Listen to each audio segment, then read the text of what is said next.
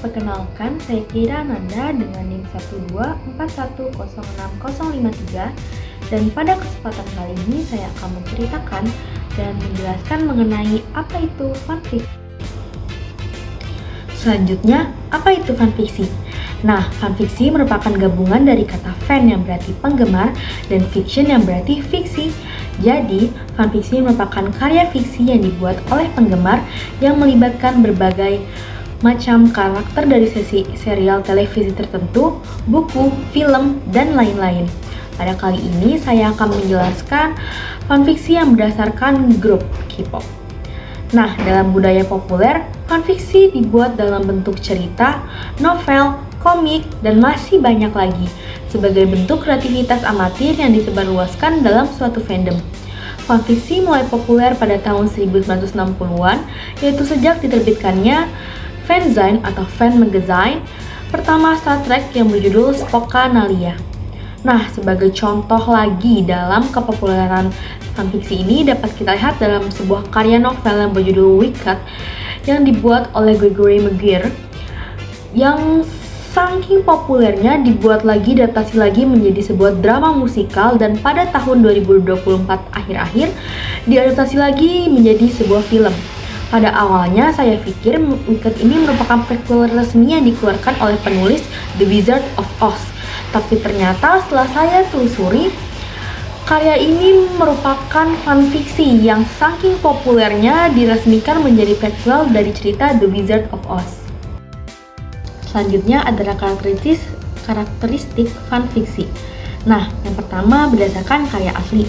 Nah, ini sesuai dengan sejatinya fanfiksi, yaitu merupakan karya dari penggemar dari sebuah karya asli.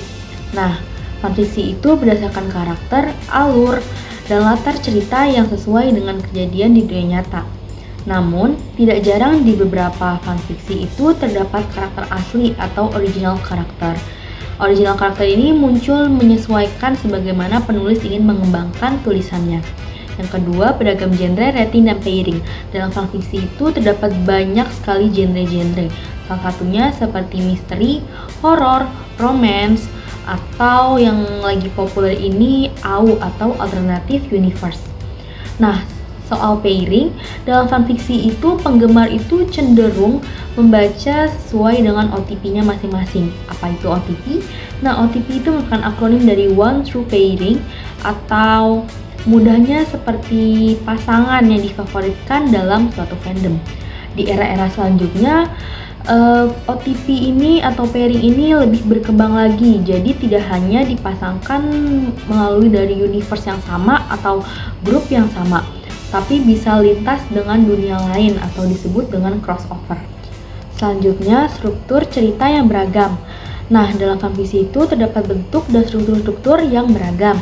Salah satunya ada one shot yang merupakan cerita tunggal, lalu chapter yang merupakan cerita bersambung yang memiliki berbagai bab-bab, dan crossover yaitu penggabungan dari dua atau lebih dunia cerita.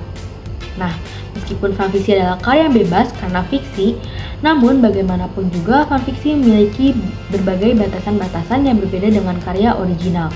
Karena bagaimanapun juga karya fanfiksi ini berdasarkan karya yang sudah ada di nyata atau karya asli. Jadi tetap memiliki hak cipta dari perusahaan atau agensi aslinya. Nah, sejatinya fanfiksi itu merupakan wadah bagi para penggemar untuk mencurahkan kreativitas mereka. Jadi jika ada kegiatan yang menghasilkan profit, itu sebenarnya tidak diperbolehkan. Jika ingin menerbitkan suatu karya, diperlukan sebuah izin dari perusahaan atau agensi yang menaungi karakter yang mereka gunakan.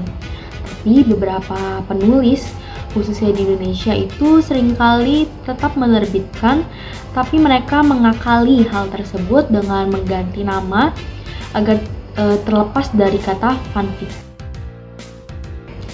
Selanjutnya ada komunitas dan budaya fanfiksi.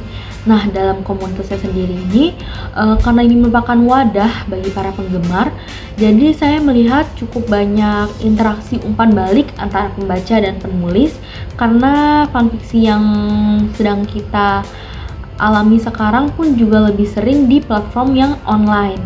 Nah, Selanjutnya ada budaya dari fanfiksi. Nah, dari budaya fanfiksi ini saya perhatikan meskipun dari karya aslinya sendiri itu sudah mempunyai fandom, ternyata di beberapa karya-karya fanfiksi ini juga memiliki fandomnya lagi. Nah, ini tuh saya lihat cukup marak pada fanfiksi-fanfiksi yang cukup populer ya. Selanjutnya ada platform publikasi. Yang pertama Fanfiction.net. Nah, Fanfiction.net ini merupakan website untuk fanfiksi seperti namanya. Namun ini itu populernya di sekitar tahun 2008 yang saya sendiri belum pernah merasakan dan belum pernah mencoba untuk membaca karya-karya dari platform tersebut. Selanjutnya yang cukup populer adalah Wattpad. Wattpad saya kurang tahu ya dia itu populer dimulai tahun berapa, tapi saya merasakannya itu di 2010-an karena saya sendiri mulai mengenalnya juga di tahun-tahun segitu, sekitar 2015, 16, 18. Saya itu pertama kali juga saya mengikuti sebuah fandom salah satu boy group K-pop, dan sudah sangat lumrah jika kita berada di suatu fandom kita menikmati karya-karya fanfiksi. Selanjutnya ada AO3 atau Archive of Our Own. Ini masih populer hingga sekarang dan ini bentuknya itu website. Kalau yang tadi Fanfiction.net kan website, terus Wattpad itu merupakan aplikasi. Nah, AO3 ini juga merupakan website. Nah, di website ini saya juga menggunakannya dan masih menggunakannya sejak sampai sekarang. Nah, kalau menurut saya di AO3 ini cukup lengkap ya, karena kita bisa custom sendiri pairing apa yang ingin kita baca, lalu genrenya bagaimana, terus bahasa apa yang mau kita baca, terus ratingnya dan beberapa teks-teks lainnya juga dapat kita custom dan kita bisa baca sesuai dengan keinginan kita. Nah, dari ketiga bacaan tadi itu mereka ini saya lebih sering menemukannya itu karya dalam bentuk tulisan atau cerita. Selanjutnya Tumblr ini saya taunya dia itu untuk publikasi blog ya, tapi ternyata selain untuk publikasi blog, Tumblr juga populer untuk publikasi sebuah karya fanfiksi. Selanjutnya yang terakhir itu sosial media.